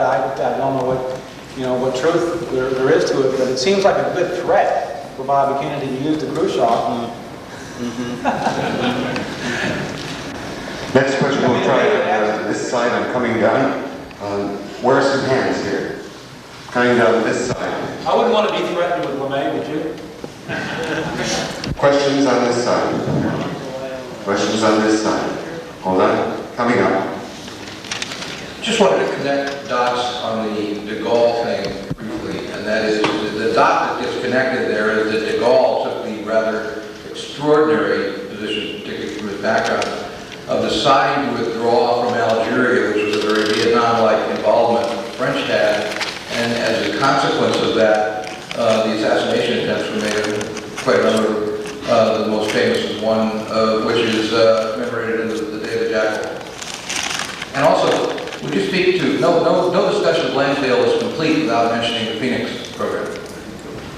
Well, that's actually beyond the period that I covered, so I have nothing to really offer you that's new or exciting about that. I'll make another comment about Lansdale. His baby was taken away from him. His baby was Vietnam. Kennedy took it away from him, not just to not allow him to become the ambassador, which Kennedy said initially did Russ tell you I'm going to make you the ambassador? That didn't happen, but he removed him completely from Vietnam policy, and this hurt Lansdale and disturbed him greatly. He wrote about it, heart-wrenching emotion to his friends if you read his private letters. And in the same moment that Kennedy removed the heroin addict from his heroin, put him in charge of mongoose and all these hit teams and weapons caches in the South. Very an interesting, risky move on Kennedy's part. Next question. One of the reasons why people have a hard time believing that Kennedy was really going to get out of Vietnam in '65 is because a lot of the evidence is anecdotal, based on self-serving comments made by political friends, and there doesn't seem to be anything, as you say, you don't know if you'll ever find any piece of paper. I'd like to suggest, although I haven't... We do, though. We have the order. That's early on. I know. I'm talking about total withdrawal by '65. Well, we have a piece of paper that says he intends to do that. Whether or not he would have done it, we will never know because he didn't live. But some people still won't accept that. What I'd like to suggest, although I don't claim to have seen the document, is that there might be a possibility of a document in existence, either from Kennedy to de Gaulle or to another ally at a top level that says, this is our plan, this is what we intend to do. No way. It doesn't exist. No way. It doesn't exist. Or could there be documents that haven't been declassified that are even higher than the NSAM's? No, we were not sharing very much of our plans at all. We're most forthcoming with the British, and I'm aware of seeing what we were telling them. But look, we don't, let's have some closure on this. Where are we really at? Kennedy ordered the withdrawal to begin. Did that. Intended to follow through by '65. We don't know whether it would or wouldn't, but what does the state of the evidence show us? What does it suggest? Well, it suggests that he probably would have carried through because we know what was going on when he died. The war was falling apart in pieces. And his choices were ground combat units or withdrawal. Those were the only choices he had. And all the arguments had been made. So the state of the evidence is he ordered the withdrawal to start, intended to carry it through, probably would have. That's where it's at. Next question. Yes, John, we discussed a moment ago the meeting in Honolulu on the 20th. The date was set, apparently the day of the announcement of Liam's murder that evening. And so that puts us almost 3 weeks away. Correct. Secondly, the next day after the Honolulu meeting, George Bundy comes back to Washington with 6 cabinet members get on the plane for Japan. Correct. What were they going to attend in Japan, which kept them in the air at the time of assassination, and who set it up? I know that, I'm sure most of us in here know the story. And it looks very suspicious, most of the cabinet being out of town, and even this Honolulu thing happening at the same time. It all looks very suspicious. But I can't make it. What was it depending on? Who set it up? Oh, it was an economic conference, and that thing was set up prior to this Vietnam discussion. I don't know how far back that goes, and I'm not an expert on that part of on that side of the equation. What I can do, if you're the expert, I can synchronize with you. I can show you how the time schedules that I'm researching fit with other ones. It's not my neck of the woods, in other words. What agency owns the papers that document that meeting that aren't released yet? A great deal of them are DOD. I would imagine. See, here's what I would like. Every one of these big 10,000-pound gorillas that attends a meeting has an assistant or an aide who writes summaries for them. And for example, that a couple of these meetings that I showed you documents from, I was able to verify what went on at them by looking at accounts from a couple of different sources. You know, a major for this general wrote a summary of them, and a major for this other guy who attended, he wrote a summary. So all those people that went out there to Honolulu went back and had notes. And in fact, so what I would like to see is all that stuff. So there would be CIA, there would be DOD, there would be NSC, there would be State Department, there would be a number of different documents. And in addition to that, there would be coordinated minutes of a lot of discussions. And there were tons of discussions. Besides the main conference room, there were a number of other rooms around where they talked specific issues. And we don't have access to any of that stuff. Now those would be quite possibly interagency documents where there's a coordinated. So Next question here. So question here. Oh, I'm sorry. Can you tell us a little about reaction in the media to your book as opposed to the movie? Sure. Overwhelmingly positive, with two exceptions. I used to say far right, and I guess I shouldn't say far right. It looks to me like Harry Summers is, on this particular issue, is far right. At least I'll call it extremely conservative and pro-escalation. Apparently the pro-escalation people are now adopting Kennedy as an icon for this, and I have defamed him, defiled this man. And if John F. Kennedy were alive, he'd pound Army Major John Newman into the ground like a tent stake, says Harry Summers in the newspapers. Only a good friend of the Kennedy family called me up and said, having Summers review your book is like having the Ayatollah Khomeini review Salman Rushdie's satanic verses. On the far left, you have the Alexander Coburn, who knows nothing at all about Kennedy and Vietnam, pretending like he does it, attacking me, and now the latest is Noam Chomsky. He probably knows a little more than Coburn, but again, this is not his area.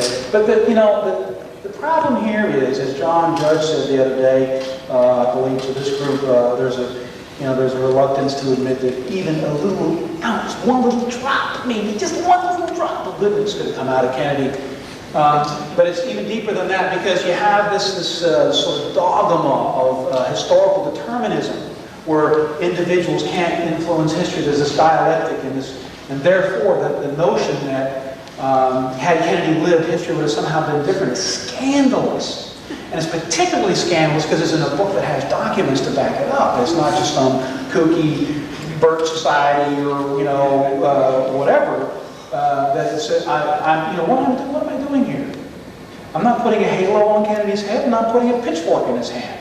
He's kind of a regular politician. He's got some good in it. You have to give him credit where credit's due. But at the same time, he played politics for the war. He wanted to get reelected more than he wanted to tell the American people the truth. That his policies had failed. That he was a political animal, and he needs to be called down where he deserves to be called down. But such a work that would cast off this Kennedy as saint or Kennedy as demon is unacceptable to extremists.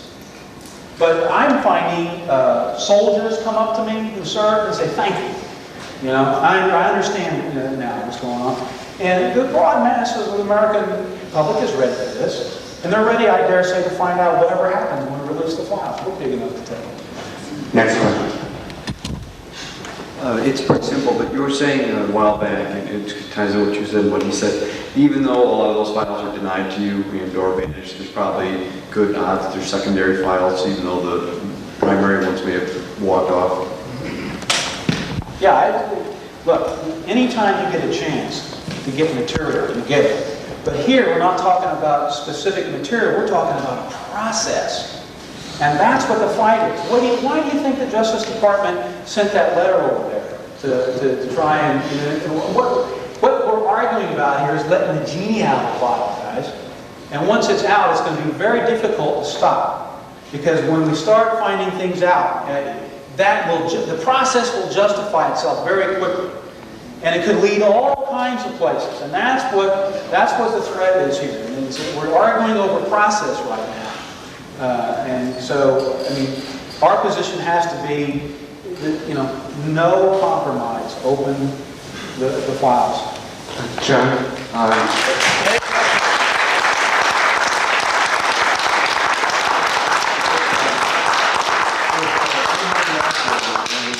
in the hands of the Dallas Police, Jack Rebel, the head of the Special Services Bureau, 2 of his people said defamatory lies about the arrival of U.S. intelligence. He had a number of intelligence connections.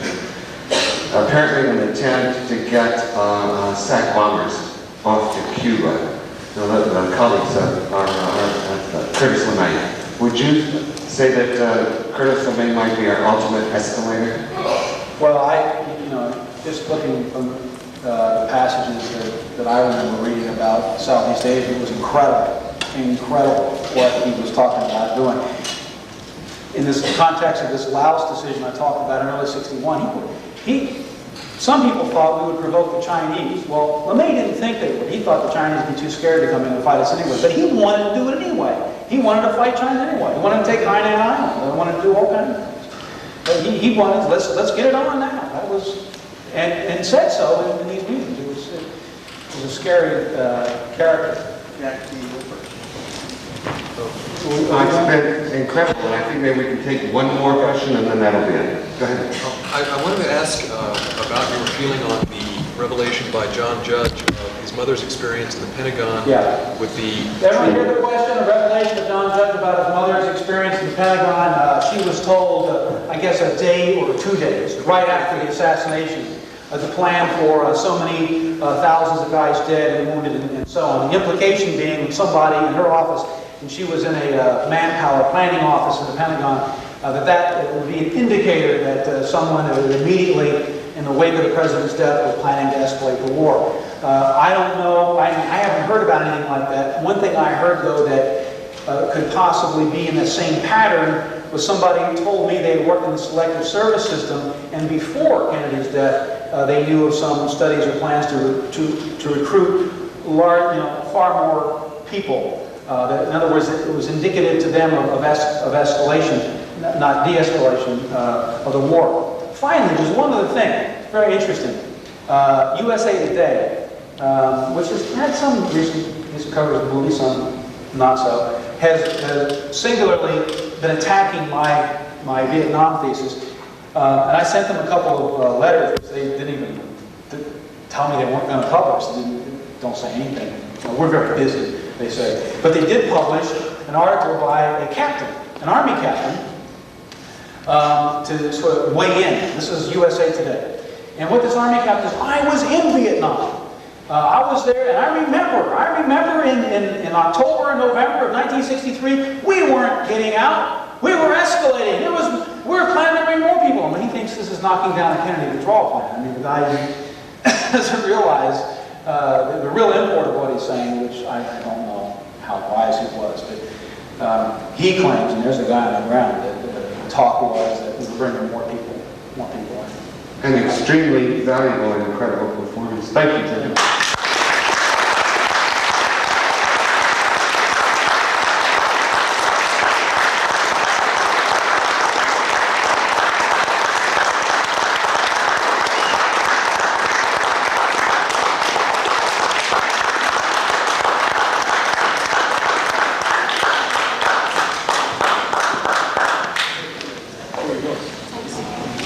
J. Edgar Hoover received dozens of threats to and assassination plans about getting JFK for over 2 years, made by organized crime figures, neo-fascist and racist figures, and U.S. intelligence figures, and did not report them either to the President or the Attorney General, and that's now on record.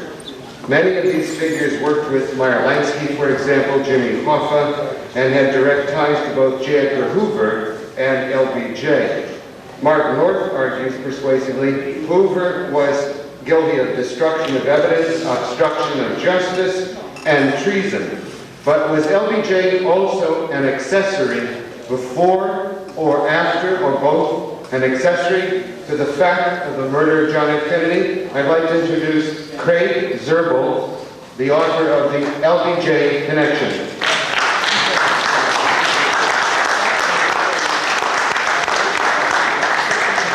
We will now make a leisurely descent from the higher heights.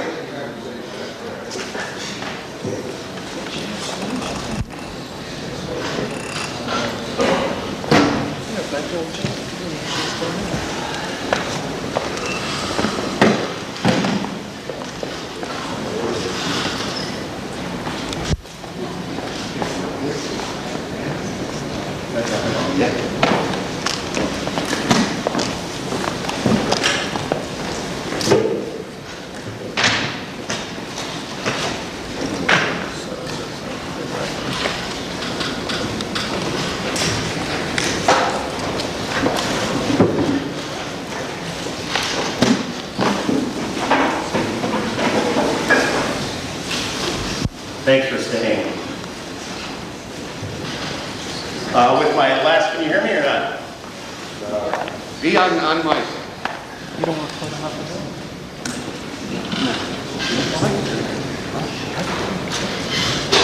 He's got a thing.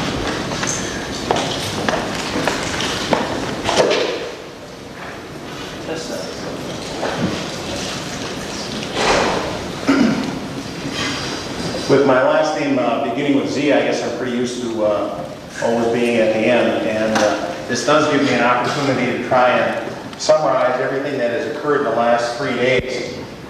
Attempt to give you a view, although not accepted by many people. At least it has a logical basis in thought.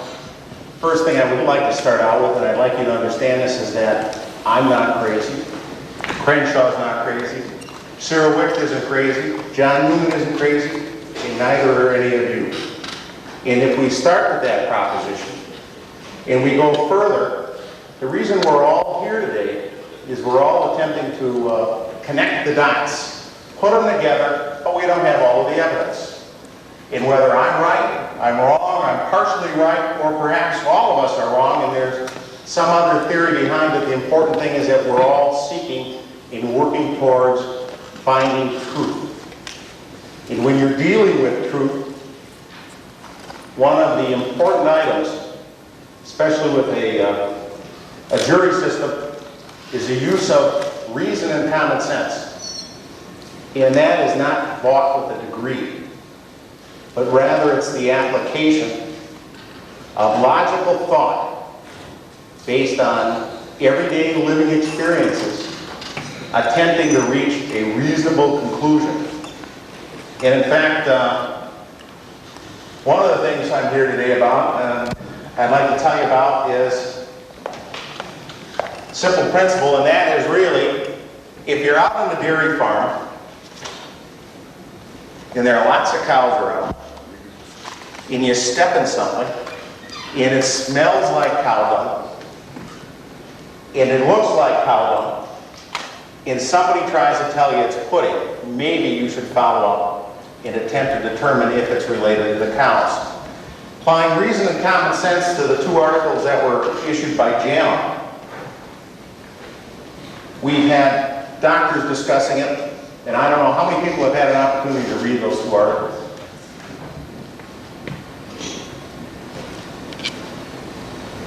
Just by reading the articles,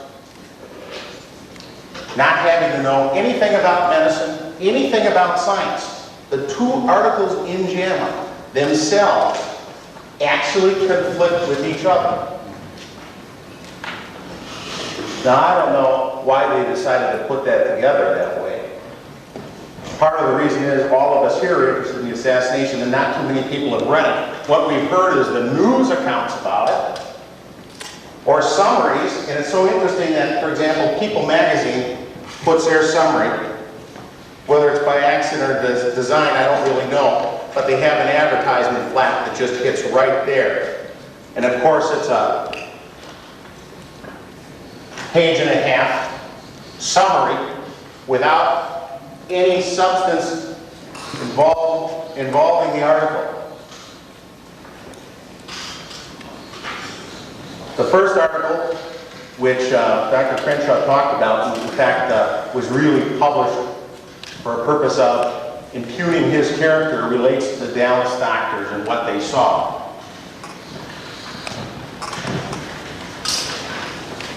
It's called JFK's Death, Part 2, Dallas MDs Recall Their Memories. If you read the article, what it says in the article here is that all 4 Dallas doctors who were interviewed were too busy trying to save Kennedy's life to look to see the severity of the head wound. And the other thing they say, all 4 doctors, is that because of Kennedy's great shock of hair, even if there was something to see, they wouldn't have been able to see it because the hair was blocking their view. That's what they say in this article. The problem is, all you have to do is read the other JAMA article by the 2 doctors who participated in the autopsy. And if you actually read the article, what they observe conflicts with what the 4 doctors are claiming they didn't see in Dallas. Dr. Humes, who of course claimed to lead the autopsy, stated that in the article, the moment they opened the casket, he saw the devastating nature of the president's head wound and felt that the fatal wound was blatantly obvious. The moment they opened it, and of course Kennedy's on a stretcher or a gurney at Parkland and supposedly in a coffin, and the moment the doctors at Bethesda opened that coffin, at least they're claiming that they could see how bad Kennedy's head was blown away. But yet you got 4 doctors in Dallas in the other article attached right to it saying we didn't see a thing. We were too busy. The hair was in the way. And the 4 doctors in Dallas also say, beyond all of this, that we can't see anything with the hair. If you read Humes' report talking about the autopsy, he says that we didn't even have to shave the head. We didn't have to shave the head to take the autopsy photographs because the destruction was so obvious. That's what he says. Now, I'm not here to determine which of these 2 groups of doctors are telling the truth. All I'm trying to tell you is by applying reason and common sense and reading these articles, somebody's not telling the truth. When you look at the autopsy article in further detail, and of course, not getting into ballistics, but trying to use your everyday wisdom, something you're born with. And you look and you see what did Humes do. The first thing he says, and so does Boswell, when they're interviewed and they're asked, who gave you the order? Neither man knew who gave them the order to do the autopsy. Rather, they think it was the Kennedys, and when they're questioned about that further, they say, well, why is that? Because they were in the hospital, so they probably had a consent. They don't know who gave the order, but they do have clear recollection as to what the autopsy order was. And it wasn't to determine the angle of fire. It wasn't to do any ballistics test. The purpose, according to Dr. Humes, was, quote, to find the cause of death. And I was told to get anyone I thought necessary to help do the autopsy, but to limit it only to the help I needed. Finding the cause of death was elementary. And that is why Humes and Boswell, as clinical pathologists, people who examine human slides and look at wart tissue, who had 2 perhaps 3 gunshot autopsies in their 21-year combined career at that point, weren't concerned about doing Kennedy's autopsy. And the reason they weren't concerned is because you didn't have to even be a medical student to determine the cause of death was by gunshot wound. And of course, if that was their job to determine the cause of death, it explains a number of other things. It explains why Hughes was not concerned with getting additional help, why he turned down an offer from the deputy director of AFIP to help, why he, before Kennedy came in, thought of getting a I gotta get the exact words here, neuropathologist to help him, but dismissed it then. And it also explains why Boswell, when Boswell was first informed that Kennedy was coming there, and that they were going to be involved in the autopsy, and knowing his own lack of forensic experience in this area, was concerned. And he stated to the people that were talking to him, "This is stupid. We shouldn't do the autopsy." And he said, quote, "The autopsy should be done at AFIP, Armed Forces Institute of Pathology, located only 5 miles away," which to Boswell was the apex of military pathology, in perhaps world pathology. That's why these 2 men weren't concerned, because their whole purpose was to determine the cause of death. And if you put it in a time sequence, Friday evening, the murder was captured. The weapon was found. We had close to a locked-up case as you could supposedly have. As Dr. Crenshaw stated, for about 4 or 5 days afterwards, even in Dallas, they thought everything was kosher.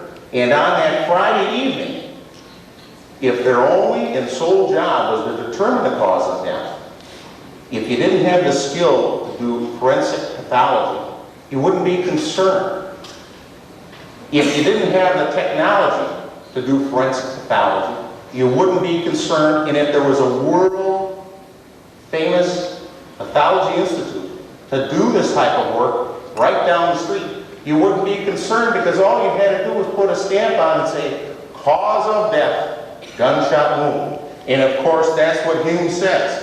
He says that the cause of death was perfectly obvious, and by midnight, they had accomplished their task of determining the cause of death. What is more disturbing is if you read the articles and you read what Boswell talks about during the Clayton Shaw trial down in Louisiana, when Fink testified and was subpoenaed, and of course there are all these concerns about that, Boswell reveals that he was called down to New Orleans by the United States government and put up into a hotel to rebut Fink's testimony in this state court trial, if there was a need. And then he goes on further in the article and says there wasn't a need.